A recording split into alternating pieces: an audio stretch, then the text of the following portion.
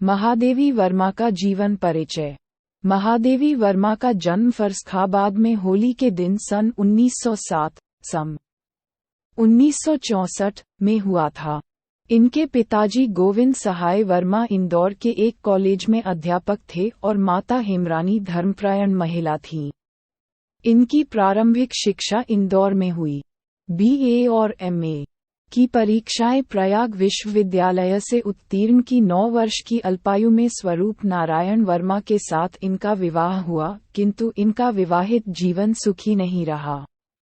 इनके ससुर स्त्री शिक्षा के विरोधी थे। इस कारण विवाह होने से इनका अध्ययन क्रम टूट गया।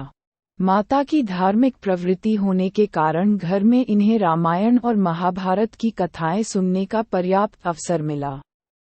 परिणामस्वरूप बचपन से ही इनके मन में साहित्य के प्रति आकर्षण उत्पन्न हो गया था और बचपन से ही काव्य रचना करने लगी थी। तत्पश्चात प्रयाग महिला विद्यापीठ की प्रधानाचार्य नियुक्त हुई और बहुत समय तक इस पद पर कार्य करती रहीं। कुछ वर्षों तक यह उत्तर प्रदेश विधानसभा की मनोनीत सदस्य भी रह चुकी हैं।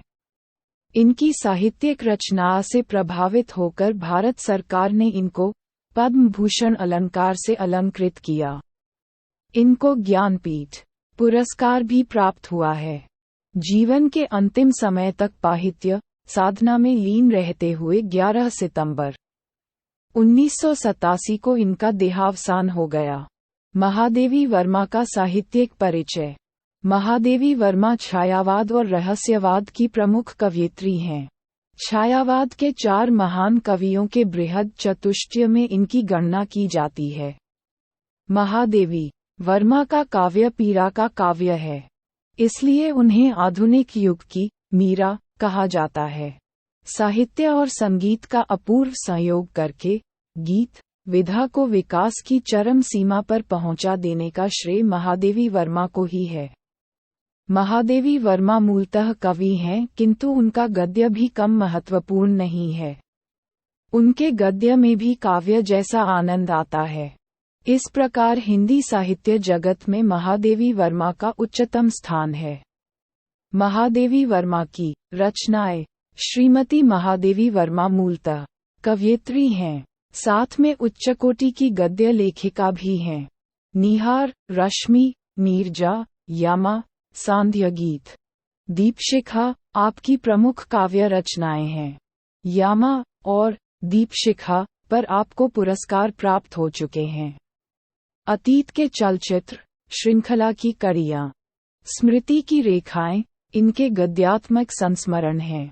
इन संस्मरणों में काव्य का सा आनंद ही आता है। निष्कर्ष यहाँ पर इस लेख में हमने महादेवी वर्मा बायोग्राफी इन हिंदी को बड़े ही विस्तार से सहज भाषा में समझा। ये जीवनी बोर्ड परीक्षा की तैयारी कर रहे छात्रों के लिए काफी महत्वपूर्ण है।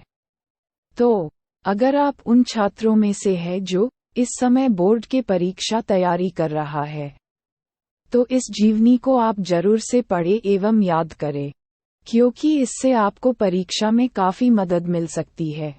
इसी के साथ हम आशा करते हैं कि आपको ये जीवनी जरूर पसंद आया होगा और हमें उम्मीद है कि इस लेख की सहायता से आपको महादेवी वर्मा का जीवन परिचय कैसे लिखते हैं अच्छे से समझ में आ गया होगा।